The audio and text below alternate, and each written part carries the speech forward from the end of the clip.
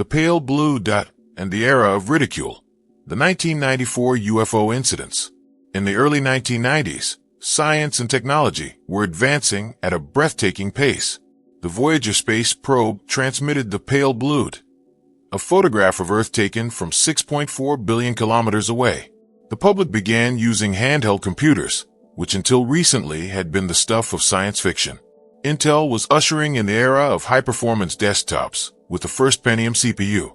In food science, the Flav Reservoir tomato, engineered to resist rotting, received approval, marking the debut of genetically modified food in human history.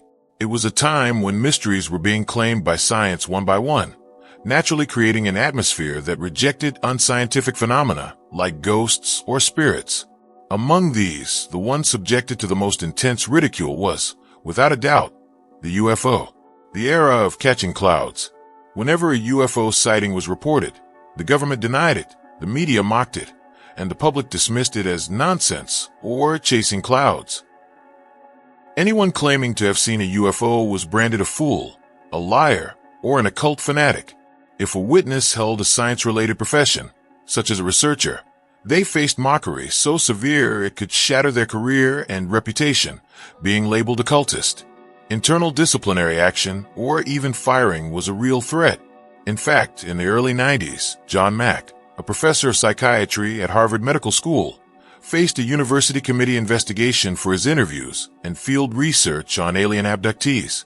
It was the first time in history a tenured Harvard professor had been subjected to such an investigation, starkly illustrating the status of UFOs at the time. This atmosphere of distrust actually stemmed from unidentified aerial phenomenon research projects conducted by the U.S. decades earlier. It began in 1952, following mass UFO sightings over U.S. airspace. Despite scrambling interceptors, the Air Force couldn't gather any information. Unidentified aircraft are entering our airspace like it's their own home. Radar alarms are screaming, yet you say we know nothing. The White House, gripped by Cold War tensions, ordered the issue resolved at any cost. The CIA feared that, regardless of the UFO's nature, the Soviet Union could use the phenomenon to trigger mass hysteria and panic among the American public. If our air defense system is overloaded by intentional UFO sightings, the Soviets might gain an unexpected advantage for a nuclear strike. The strategy of deception, Project Blue Book, launched in 1952. Project Blue Book aimed to study UFOs systematically. This included a panel of non-military scientists organized with the full cooperation of Air Force Intelligence Director John Samford. The Robertson Panel was chaired by Howard Robertson, a renowned physicist who contributed to quantum mechanics and served as the CIA's Director of Weapon Systems Evaluation. Every member was a top-tier scientist. After marathon meetings and meticulous investigation, their conclusion was clear. The continued emphasis on UFO sightings could induce hysterical mass behavior harmful to established authority. This could threaten government order and be exploited by potential enemies. To solve this, we recommend a public education policy to debunk UFO reports and convince the public of the lack of evidence. We suggest using mass media, advertising, schools, and private companies like Disney to discredit the phenomenon. For decades, a massive debunking project was underway. The Robertson Panel report and related UFO records were kept strictly classified.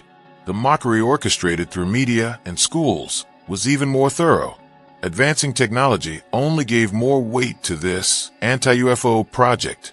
By March 8, 1994, UFOs had been successfully reduced to a joke. But that evening, near a lake in Michigan, a strange phenomenon occurred. Unidentified lights suddenly blanketed the night sky. Michigan and Plauen, when the clouds came down. In Michigan, over 300 witnesses across 42 counties saw unidentified flying objects with blinking red, white, and green lights, resembling Christmas bulbs. 911 lines were flooded. Even more bizarrely, these objects appeared on radar. Jack Bushong, a National Weather Service employee, checked his radar at the request of a 911 operator. He saw unidentified crafts moving in large triangular formations, performing impossible maneuvers, hovering still before jumping 32 kilometers instantly. Terrified of being labeled a conspiracy nut, Bushong kept quiet at the time. The media, as expected, reported the lights as mass hysteria, comparing them to people seeing the Virgin Mary in water tank stains. However, 2 months later, on May 21st, 1994, the clouds literally came down to the center of Plauen, a small city in eastern Germany. It began at 11 p.m. on a peaceful Saturday. Mrs. H.V., a 39-year-old postal worker, was waiting for her daughter to return from a disco. When her daughter didn't arrive on time, she looked out from her balcony. She saw a small oak tree just 5 meters away, enveloped in light, looking like a glowing pillar. While the surrounding grass and trees were perfectly still, the illuminated oak tree swayed violently as if in a hurricane. Looking up, she saw an unbelievable sight. A massive silver oval object was hovering just above the apartment roof. Roughly 10 meters in diameter, the disc-shaped craft had square, window-like features. Below these were 2 rows of white lights. The top row rotated clockwise, while the bottom rotated counterclockwise. The light pillar she saw was coming from these rotating lights. The craft began moving through the gaps between the apartment buildings with eerie precision. It was, by all accounts, a UFO. The weight of silence. Mrs. H.V. ran outside to follow it, watching as it slowly disappeared behind other buildings. At the same time, a young woman named Martina was woken up by a frantic call from a friend living 8 floors below. "Look outside. Something strange is coming." As Martina tried to hang up, her friend screamed, "It's moving toward your window right now." A brilliant light flooded her dark apartment through the curtains. When Martina pulled them back, she saw the silver craft hovering just meters away. The intense rotating lights seemed to sweep the room. Her daughter woke up crying in terror. Martina grabbed her child and fled to her friend's apartment on the 3rd floor.